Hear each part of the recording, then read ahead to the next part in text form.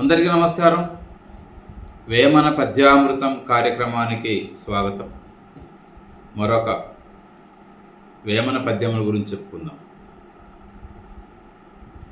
చదువు చదవనేల సన్యాసి కానేల, షణ్మతముల జిక్కి చావనేల, అతని భజన చేసి ఆత్మలో తెలియుడి, విశ్వదాభిరామ వినురవే. చదువు చదవనేల సన్యాసి కానేల. షణ్మతములు అంటే ఒక హైందవ మత సాంప్రదాయంలోనే, హిందూ జీవన విధానంలోనే అనేకమైనటువంటి మతాలు వచ్చాయి. శైవమని, వైష్ణవమని, శాక్తేయమని, కాపాలికమని, చాండాలికమని, గాణాపత్యమని, ఇలా రకరకాల శాఖలు వచ్చాయి. కాబట్టి చదువు చదవనేలా, ఇంత పాండిత్యాన్ని సంపాదించడం ఎలా? ఈ షణ్మతముల యందు చిక్కి చావనేలా.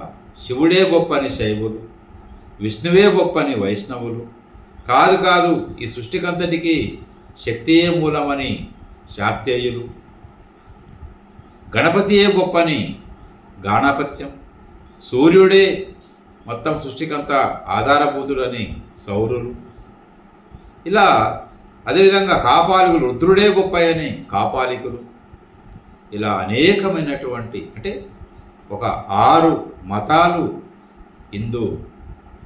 ప్రధానమైనటువంటి హిందూ మతంలోనే ఒక 6 శాఖలు ఉన్నాయి.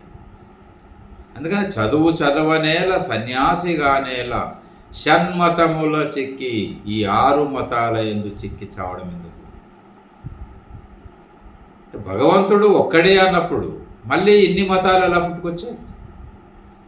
శివుడని, విష్ణువని, శక్తి అని, రుద్రుడని, కాపాలికుడిని, సూర్యుడని, గణపతి అని, ఇలా అనేకమైనటువంటి 1 కాదు 2 కాదు 33 కోట్ల దేవతలు ఉన్నటువంటి దేశమని మనం చెప్పుకుంటున్నాం. కాబట్టి ఈ షణ్మతముల యందు చిక్కి చావడం ఎందుకు? అతని భజన చేసి ఆత్మలో తెలియుడి. అతడు, ఆ దైవం ఎక్కడో లేడరా నాయన, నీలోనే ఉన్నాడు. ఆత్మలో అంటే నీలోనే, నీ యందే ఉన్నాడు, ఎక్కడో లేడు. కాబట్టి అతని భజన చేసి ఆత్మలో తెలియుడి, విశ్వదాభిరామ వినురవేమ అని వేమన. ఎంత గొప్ప పద్యం అంటే ఇన్ని నిజంగా అసలైనటువంటి వేదాంత విద్య లభించిన తర్వాత మళ్ళీ ఈ మతాల జోలికి ఎందుకు వెళ్తాడు? విశ్వ చైతన్యమే పరమాత్మ అని వేదాలు చెప్తున్నప్పుడు, నీలో ఉన్నటువంటి చైతన్యమే ఆత్మ, ఆ ఆత్మయే పరమాత్మ అని చెప్తున్నప్పుడు, ఆత్మ సాక్షాత్కారం పొందిన తర్వాత, తానే దైవ స్వరూపుని అనే విషయం తెలుసుకున్న తర్వాత, మళ్ళీ శివుడని, విష్ణువని, శక్తి అని, గణపతి అని, ఇలా రకరకాల దేవుళ్ళను వాటికి సంబంధించినటువంటి ఆ మతాల యందు చిక్కుకోవడం ఏంటి? కాబట్టి నిజమైనటువంటి జ్ఞానికి ఈ మతాలతో సంబంధం లేదు. నిజమైన తత్వవేత్తకు ఇలాంటి భ్రమలు ఉండవు. అంటే ఆ భ్రమల నుండి బయటపడేసేదే నిజమైనటువంటి విద్య. భ్రమల్లో చిక్కుకున్నటువంటి వానికి ఇంకింత ఆ భ్రమల్లోనే పడిపోవడం జరుగుతుంది తప్ప వేరే ఏం కాదు. కాబట్టి గుప్త విద్య ఒకటే పులకాంత వంటిది అన్నాడు వేమన. అంటే ఈ రకరకాల విద్యలన్నీ కూడా భ్రమల్లోకి గురి చేస్తాయి. గుప్త విద్య అంటే ఏంటి? నిజమైనటువంటి ఆధ్యాత్మిక విద్య, నిజమైనటువంటి తత్వజ్ఞానం మాత్రమే ఆ భ్రమల నుండి బయటపడేస్తుంది, భ్రమలను తొలగింపజేస్తుంది. అందుకే చదువు చదవడం ఎందుకు?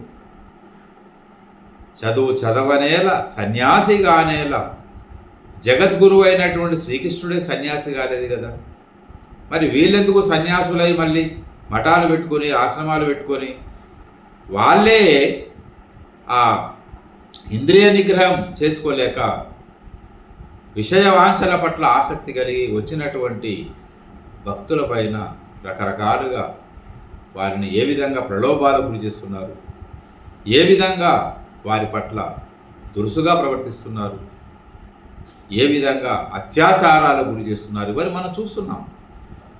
కాబట్టి సన్యాసం అంటే సత్ ప్లస్ న్యాసం. సన్యాసం అంటే సన్యాసం అంటే అంటి అంటకుండా ఉండడం. కుమ్మరి పురుగు బురదలో తిరుగుకుంటూ బురద అంటకుండా ఏ విధంగా ఉంటుందో, తామరాకుపై నీటి బిందువు ఉన్నప్పటికీ కూడా నీటి బిందువు తామరాకుకు అంటకుండా ఎలా ఉంటుందో, సంసారంలో ఉంటూనే దానికి అంటకుండా, దీన్నే కర్తృత్వరహిత కర్మాచరణ.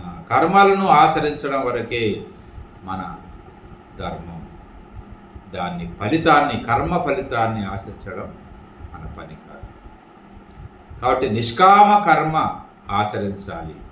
ఆ నిష్కామ కర్మాచరణయే సన్యాసం. అంటే బంధాలకు తగులుకోకుండా, ఆ బంధాలకు తగులుకుండా అంటే భార్య భర్త పిల్లలు సంసారం ఇదంతా ఉంటున్నప్పటికీ కూడా అంటకుండా ఉండడమే నిజమైనటువంటి సన్యాసం. నిష్కామ కర్మాచరణయే నిజమైన సన్యాసం.